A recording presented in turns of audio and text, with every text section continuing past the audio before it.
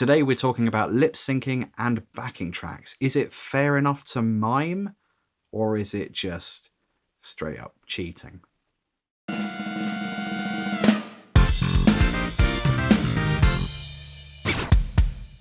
Welcome to Pro Tips for Independent Bands. My name is Liam, and today we are talking about miming in ostensibly live performances of music. I've worked with a variety of bands in a whole load of different styles over the years, and initially most of them will completely swear off the idea of ever miming to a backing track. But it's interesting how quickly that will change when the idea of national press and record labels gets introduced. I don't think there's any videos online that talk about the logic behind lip syncing or the benefits of miming, so I'm hoping that this video is going to bring some balance to the mix and be reasonably well thought through and logical. First, I'm going to explain what lip syncing and backing tracks are and how they can be used. Then I'll talk about some of the other stuff bands will do in live performances to spice things up a bit, but might be considered cheating. Then I will talk about some of the things you could do if you've been told you have to mime, but you really don't want to.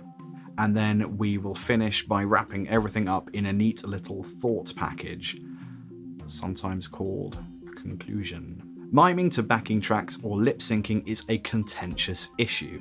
It's really common in popular music, but still frowned upon because if you mess it up, it's really obvious and often so sad it's not even funny. What is lip syncing? Lip syncing is when a singer mimes their performance along to a pre-recorded vocal track. Sometimes this is a skill in itself and can be really, really impressive.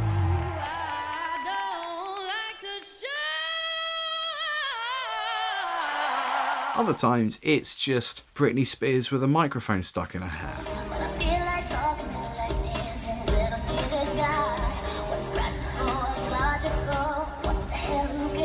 It's more acceptable today than perhaps it used to be because audiences are really fussy. By acceptable, I mean people tend not to think about it, really. The general public are going to want conventionally attractive singers with perfect teeth pulling off flawless dance moves and acrobatics on amazing sets with synchronized fireworks. So with all that going on, a singer might not be able to give an album-worthy performance, and actually that's fair enough, really. So often they will lip sync to a pre-recorded track in order to meet the audience's high expectations. But is this fair considering how much these tickets can cost? Probably not, but the YouTube videos of it going wrong are amazing.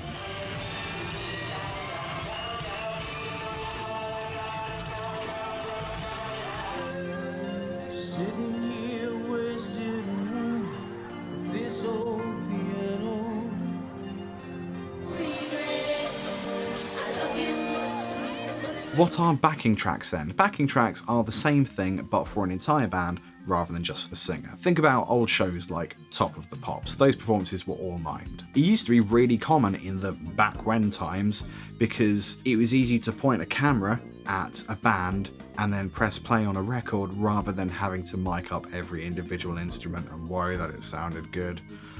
It sounds like work, doesn't it? One reason you might use a backing track rather than perform a song live in this day and age is to make sure it matches the album version. If you're performing on TV, for example, audiences can use apps like Shazam to find out more about your band. But in order for Shazam to work, your song has to sound identical to the album versions of your music. Now, I've always said that when you do live performances, you should be varying elements of the songs to make them more interesting and engaging for the audience. And you want to give your audience a good time because they're already fans of yours, and it doesn't matter if the songs are identical. If you're performing on TV though, audience members might not necessarily know who you are, but you have an opportunity to win them over as new fans. You need to make that easy for people, so you might choose to use backing tracks or non-live elements in order to aid people's shazamming of you. That's a sentence that has never been said before. Bands can also use really short pieces of audio called samples to make their live performances sound more like the album versions. especially in pop, rap, and experimental styles, but becoming more popular in other genres every single day.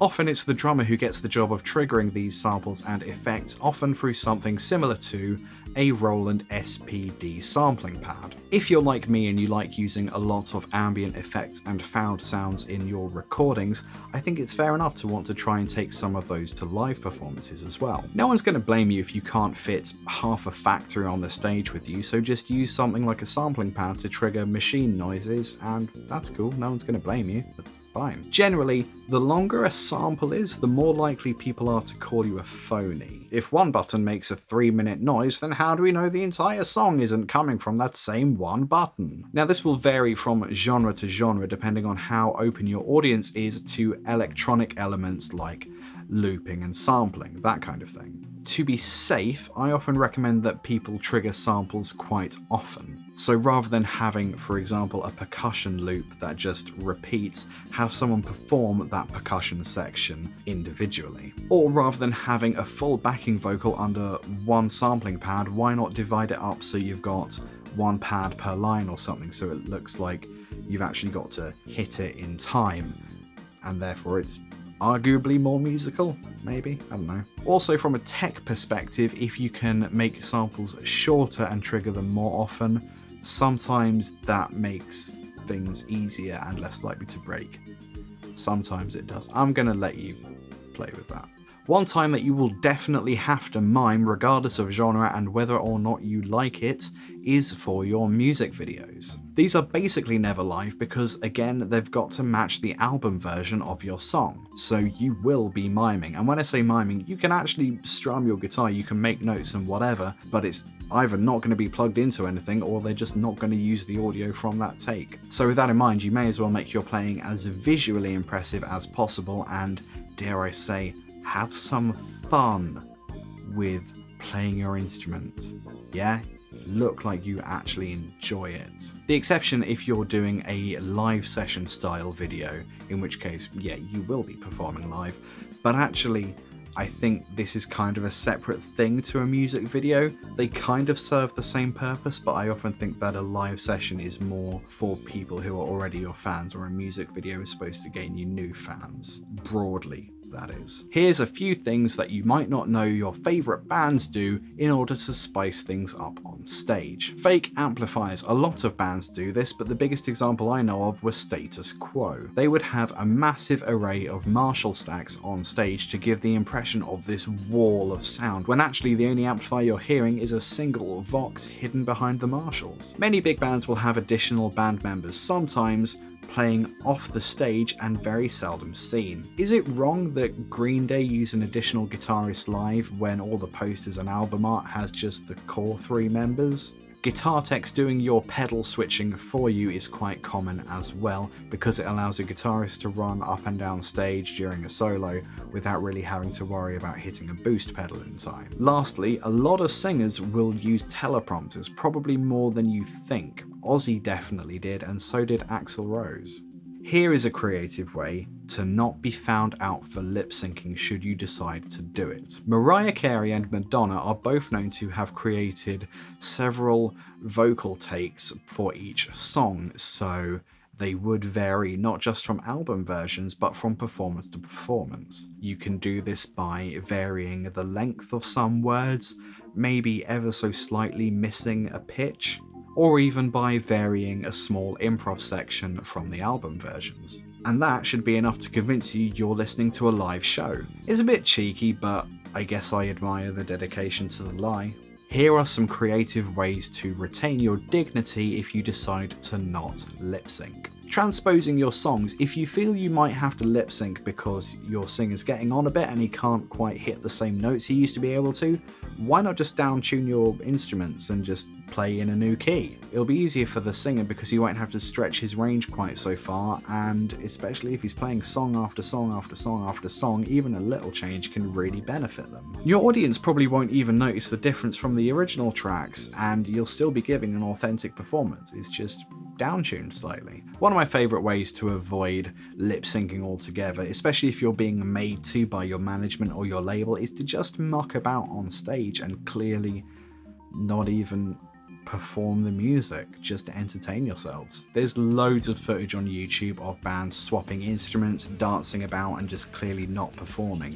Muse did it, Nirvana did it, the Eels went on stage with toy instruments, and Bob Geldof took to the stage with a candelabra which he played, I guess, during a trumpet solo. At least he was cool enough to make his rebellion entertaining. Perhaps deliberately undermining a lip sync policy back in the day was a great way to sell your band's anti-authority message. When you say lip sync, what springs to mind? Is it all the times it was used effectively and no one really noticed or thought about it? Or do you think about all the times it was embarrassing for everyone because of how obvious it was? Why even risk being found out for miming when you could just hilariously undermine the entire concept? Here are some final considerations to wrap up. Ultimately, when considering whether or not to use backing tracks or to lip sync, you've got to think about what's more important to you and the people who might buy your music. Is it your integrity as a performer, or is it the accuracy of your performance? This can change from gig to gig, so don't feel like you need to apply a blanket policy or anything. Specific to lip syncing, most big pop bands or solo vocalists will want to have an impressive performance with a shed load of visuals. If, as an audience member, you expect to see a really visually impressive show with full choreography, then you might have to accept that something's got to give, and usually that will be the vocals because they're so easy to replace. If you're a fan of pop music, then you can make up your own mind as to whether or not you're happy with that compromise. If you're a pop performer, again, I think you've got to come to your own conclusions, but I would bear in mind just how many lip sync fail videos there are online. In terms of samples, I think you've got to work out what your audience is likely to find acceptable. If you need to rework samples to make them usable in a live situation or to just avoid being called a phony, then yeah, do that. Or if it's easy to just remove them from the song and you don't think they'll be missed, then that's fine too. Or if you've got to use a pre-recorded, I don't know, trumpet solo because your trumpet player can't make the tour dates, then you've got to consider whether or not your audience is going to feel ripped off or otherwise annoyed or weirded out if they can hear a trumpet solo but they can't see a trumpet. It might be that you've got to be a bit more creative with finding a solution to that problem. Lastly, it's always handy to work out what you're willing to sacrifice in terms of integrity and honesty in order to get ahead in your chosen industry, whatever that is. Ultimately, when playing live, you are playing for your fans, and you've got to consider what they will want to see and hear, whatever that might be. Thanks for watching. That's all I have to say about miming for today. Please leave any comments below, and I will see you in 1 month's time. Toodaloo.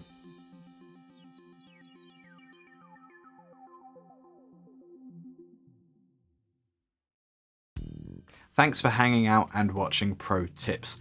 These videos are made possible by our wonderful patrons. If you would like to become a patron or just want a little more information on what that involves and what's in it for you, please click on the white and orange logo somewhere below me right now.